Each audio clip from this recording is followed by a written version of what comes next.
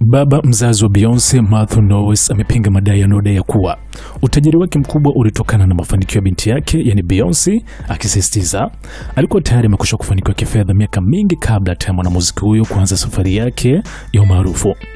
Akizungumza katika kipindi cha The Outlaws kinachoendeshwa na T.S. Madison, Matthew Knowles alizungumza kwa uwazi kuhusu simulizi inayodai kuwa Beyonce ndiye aliyefanya kwa tajiri.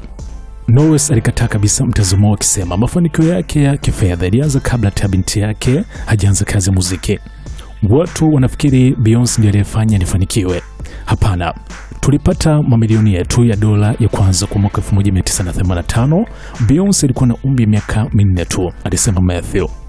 Matthew alieleza kuwa kabla kuingia katika tasnia ya muziki na mke wake wa zamani Tina Knowles walikuwa miliki wa saluni ya Helina's Hair Salon, biashara ambayo alisema ilikuwa miongoni mwa saluni kubwa zilizofanikiwa zaidi zinazomilikiwa na mtu mweusi jijini Houston katika miaka ya 1980.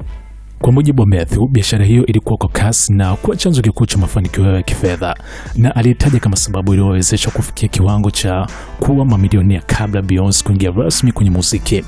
Alisisitiza kuwa wakati wa Beyonce alikuwa bado mtoto mdogo na hakuwa na uhusiano wote na mafanikio yake ya kifedha.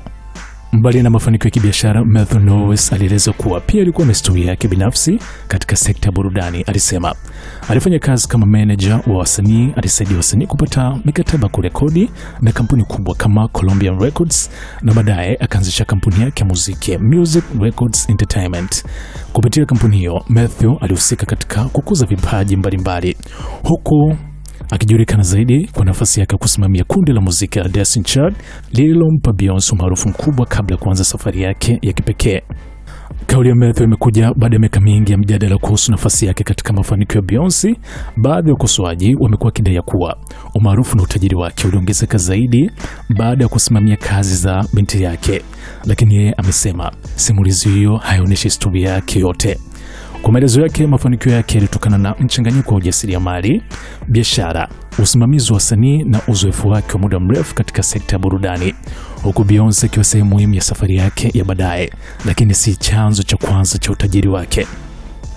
Matthew na Tina Knowles walikuwa miongoni mwa watu waliokuwa nyuma malezi na ujenzi wa chapa Beyonce pamoja na kundi la Destiny Child. Baada ya mafanikio kundi hilo, Beyonce aliendelea kuwa mmoja wa wasanii wakubwa zaidi duniani kupitia kazi zake kama solo, akiwa ameshinda tuzo nyingi na kujenga maisha yake ya kibiashara. Hata hivyo, Matthew Knowles anaendelea kusisitiza kuwa kabla ya jina la Beyonce kuwa maarufu duniani, yeye tayari alikuwa ameanza kujenga mafanikio yake binafsi.